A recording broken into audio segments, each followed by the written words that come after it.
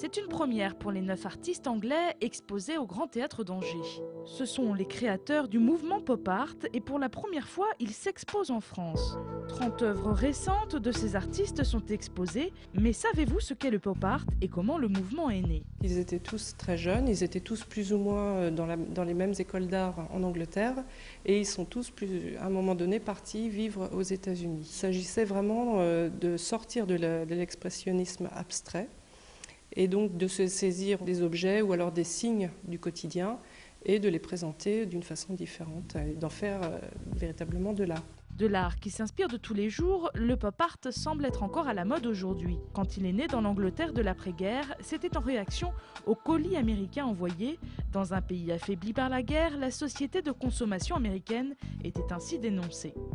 Par exemple, Yana Worth, là, dans les tableaux qui sont présentés, elle a repris en fait des articles de journaux qui ont trait à George Bush et elle les a imprimés sur toile. Donc il y a 5 panneaux qui présentent des articles dénonçant la politique de Bush. Derek Boshir, lui, il parle par exemple du Ku Klux Klan, notamment avec le tableau KKK, là où on voit les bottes des cow-boys rouges, qui nous plonge vraiment dans l'univers du Ku Klux Klan et des cow-boys, de la violence. On peut retrouver aussi Gérard Lang, qui lui est plus sur la dénonciation de la guerre en Irak, et puis aussi de la confrontation de la publicité et de la mort.